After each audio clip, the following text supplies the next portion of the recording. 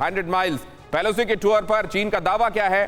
चीन अपनी तरफ से यह कहने में लगा हुआ है कि देखो वो तो आएंगी और इसीलिए हमारी तैयारी पूरी है।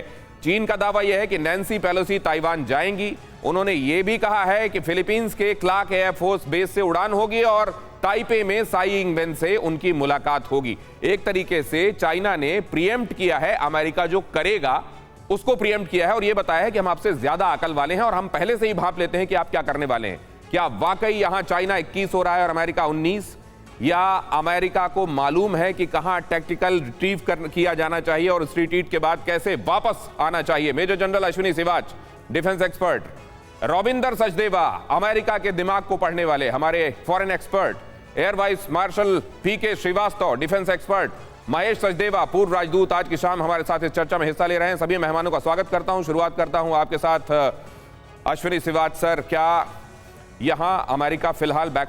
बस एक कॉल कर सकती है आपको कंगाल, खाली हो सकता है बैंक खाता। कैसे? देखिए मेरे साथ, जागते रहो सिर्फ मनी 9 पर। अभी डाउनलोड करें।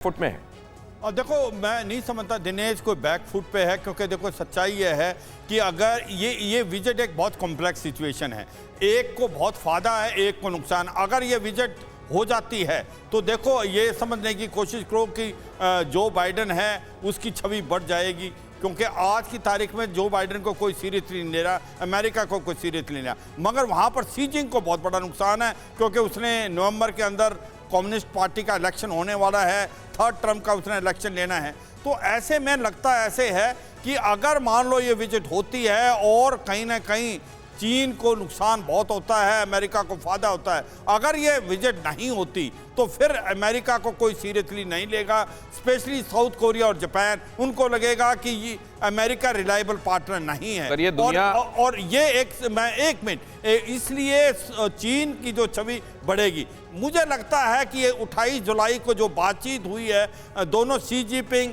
और जो बाइडन के बीच में कुछ छोटा सा समझौता हुआ है, विजिट होगी, पर ये एक बहुत ही लो एब की होगी, इसको अनाउंस नहीं किया जाएगा। और मुझे लगता है इसको अनऑफिशियल विजिट बना के कि दोनों में थोड़ा बहुत फायदा रहे, कि नुकसान ना हो, क्योंकि अगर इसके ऊपर लड़ाई गॉट द जिस्ट। लेकिन पीके श्रीवास्तव सर, अमेरिका क्या इस तरीके से चुपके चोरी जाने के लिए जाना जाता रहा है? और ये तो फिर अमेरिका की अथॉरिटी को डाइल्यूट करने वाला ही कदम होगा। देखिए, ये बात तो है कि अमेरिका की छवि का यहाँ बहुत बड़ा सवाल है।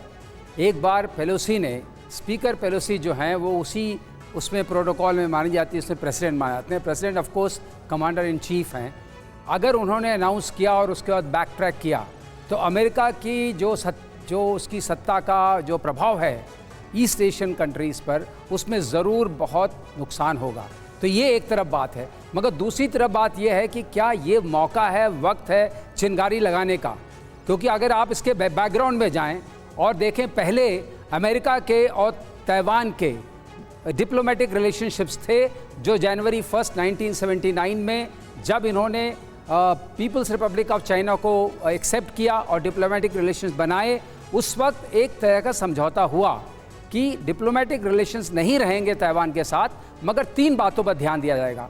पहला मुद्दा ये था कि फोर्सफुली चाइना ताइवान को अपने में नहीं इंटीग्रेट करेगा। दूसरा ये था कि ताइवान इंडिपेंडेंस नहीं डिक्लेयर करेगा। और तीसरा ये था कि यूएस जो है वो इन दोनों चीज़ों की निगरानी करेगा। अगर उसके आप परिप्रेक्ष्य में देखें तो मुझे ऐसा नहीं लगता है अपने समझ से कि ये वक्त जहां यूक्रेन और रशिया वॉर चल रही है उसमें भी अमेरिका इन्वॉल्व है, ये वक्त है कि आप वहां जाके एक चिंगारी और लगाएं। क्या आपका म्यूचुअल फंड सही है? फिर क्यों नहीं हो रही कमाई?